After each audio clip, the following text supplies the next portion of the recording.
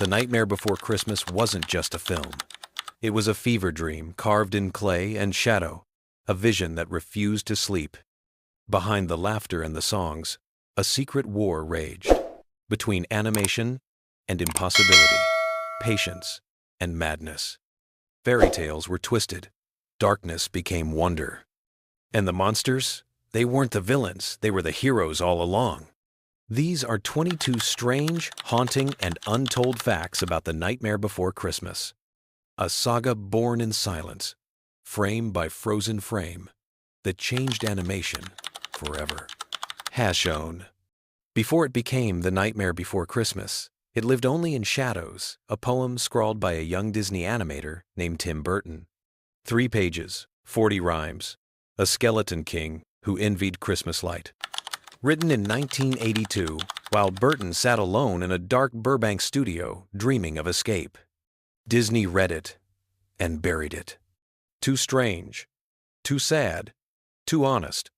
The poem slept for nearly a decade.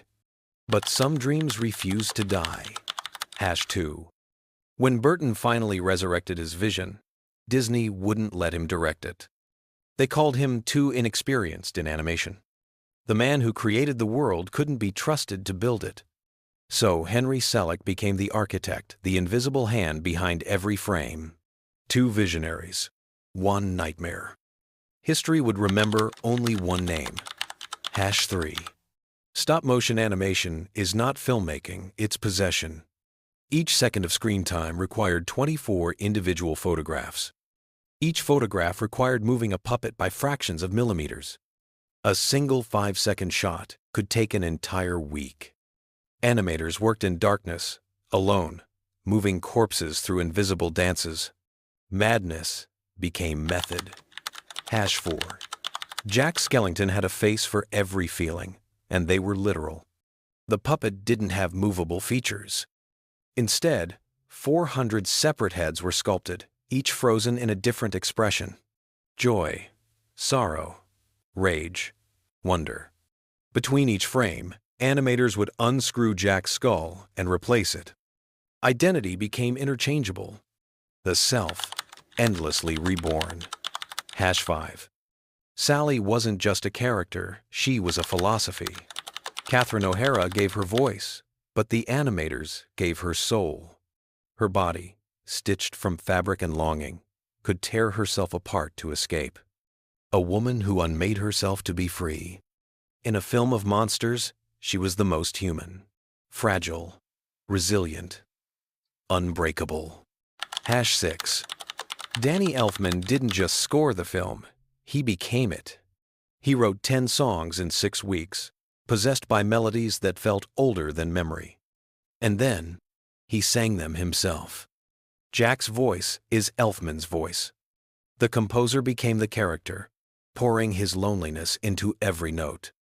Music and myth collapsed into one. #7. The film's budget was $18 million, modest even in 1993. But the real cost wasn't money. It was time, sanity, sight. Animators developed permanent eye strain from staring through camera lenses for hours. Some saw doubles, some stopped sleeping. 3 years of their lives, sacrificed to move clay and wire. Art doesn't ask for blood until it does. #8. Oogie Boogie wasn't supposed to be terrifying, but he became something worse. A burlap sack filled with insects, gambling with lives like dice. Ken Page's voice made him swing and snarl, jazz and menace intertwined. But beneath the song was nightmare fuel. A skin you could open. A body that was chaos. The fear of what lives inside us all. #9. The sets were cathedrals of miniature madness. Halloween Town rose on tables, barely 3 feet tall. Spiraling hills, crooked towers, a graveyard you could hold in your hands. Each building was carved, painted, aged with real dirt and wear. A town born from childhood fears, now solid enough to cast shadows. #0. Jack's evolution wasn't planned, it was survival. The original puppet broke, then broke again. By the film's end, there were at least 6 different Jack Skellingtons in rotation. Each one slightly different, slightly haunted. The character fractured, and somehow became more whole. Hajan 1. Zero, the ghost dog, almost didn't exist. Early scripts left him out too cute, they said, for a film this dark. Burton fought for him, a boy who loved his dog, even in death. Zero became the film's beating heart, proof that love survives even the grave. Loyalty beyond flesh. Hajan 2. Disney was terrified. A Christmas film where Santa gets kidnapped by monsters? Children singing about death and dismemberment? They refused to release it under the main Disney label. Instead, it became a Touchstone Pictures film, Disney's shadow brand. Even the company that made it wanted distance. Fear disguised as strategy. Hajan 3. The film opened in October 1993 and vanished. Critics were confused. Audiences uncertain. Too dark for children, too strange for adults. $75 million worldwide, barely profitable. But the dead don't stay buried. Within a year, it began its resurrection on home video. A slow haunting.